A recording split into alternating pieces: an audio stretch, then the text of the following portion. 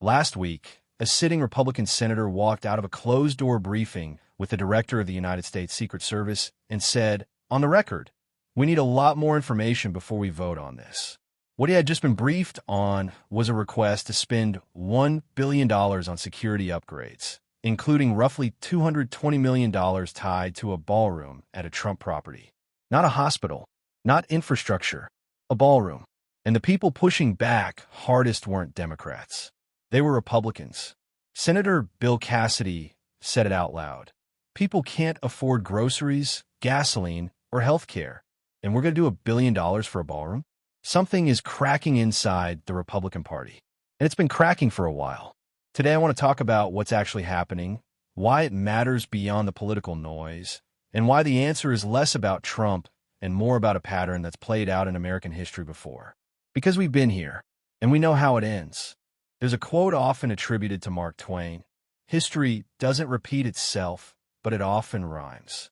I've been thinking about that a lot lately, because what's happening in Washington right now isn't new. The names and the technology are different, but the structure of the thing is almost identical to something that happened about 120 years ago. In the late 1800s, during the Gilded Age, a small class of industrialists, railroad barons, oil titans, steel magnates, had accumulated so much wealth and political influence that the government itself was starting to feel like an extension of their interests rather than check on them. The politicians of that era weren't all corrupt. Many of them genuinely believed in the system. But the system had been quietly rewritten around one man's, or one industry's, agenda. And the people who spoke up inside the party, they were warned. Quietly at first, then not so quietly. What we're watching in Washington right now is a version of that moment. A president using the tools of political loyalty, primary endorsements, social media threats, public humiliation, to keep his own party in line. And a handful of senators beginning to push back. Not loudly, not heroically, but enough. The question isn't whether Republicans will eventually pass some version of this bill.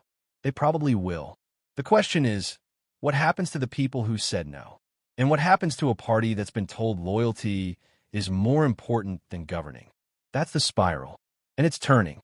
Let's actually talk about the ballroom, because I think the reaction to it reveals something more important than the policy itself. The Secret Service requested roughly $220 million of a $1 billion package to fund security improvements connected to a Trump property. The rest would cover a new visitor screening center, training, and other infrastructure. On paper, presidential security is legitimate. Presidents need protection wherever they operate. But here's the thing.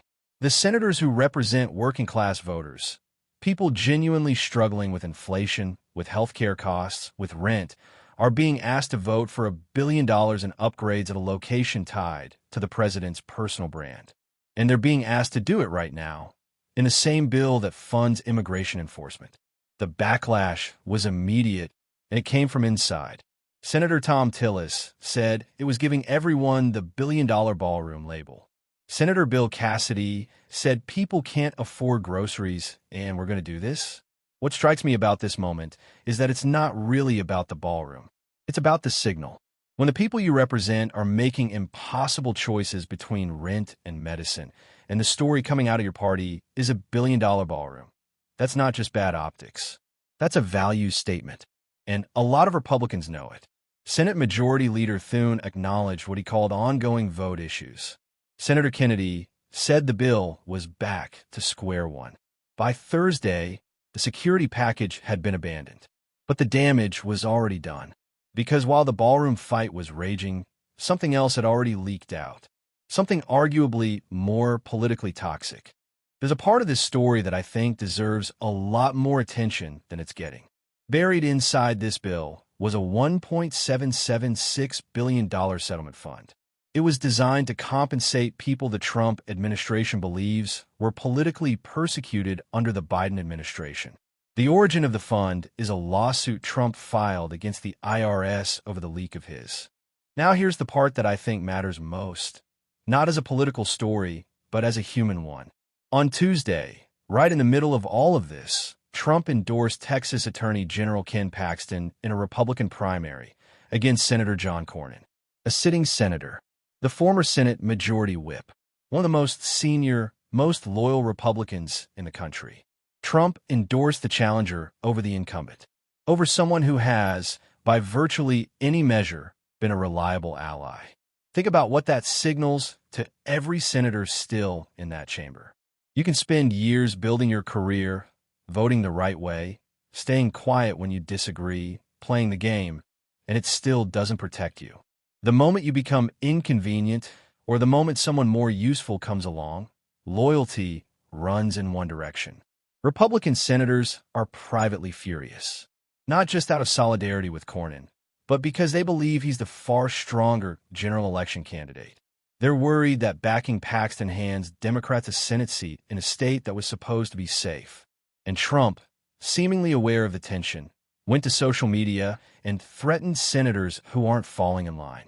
He called on them to fire the Senate parliamentarian. He renewed his push to end the filibuster.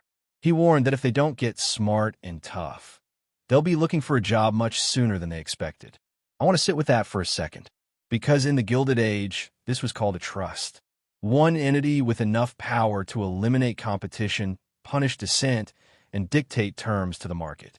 We broke up the trusts. Eventually, let me be honest about something. Most political content treats moments like this as a horse race. Who's winning? Who's losing? What happens next week?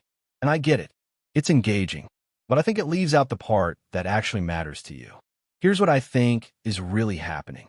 The generation watching this, our generation, grew up in a world where institutions were already losing credibility, where the gap between what politicians say and what they do was already a meme, where trust in government, media, and corporations had already been declining for decades. And what we're seeing play out in the Senate right now is the acceleration of that. Because when you watch senators scramble to fence in a political slush fund rather than simply refusing to create one, when you watch a party publicly self-fracture over a ballroom while real people are rationing insulin, it confirms something a lot of young people already suspect. The system is not broken by accident. It's working exactly as designed, just not for you. But here's what history actually shows us. The Gilded Age didn't last forever. The patronage system didn't last forever. The trust got broken up.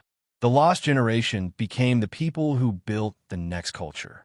The people who lived through the mess became the ones who changed it. Senator Cassidy's comment about groceries and gasoline isn't just political rhetoric. It's the crack in the wall. And cracks spread. Democrats don't need to win this vote to win something here. They just need the American public to keep watching. And Republicans who are starting to push back, quietly, incrementally, are making a calculation. That loyalty to one man is not worth the loyalty of the voters who put them there. That calculation is the most important thing happening in Washington right now. Here's where I land. What we're watching isn't just a fight over an immigration bill or a billion-dollar ballroom.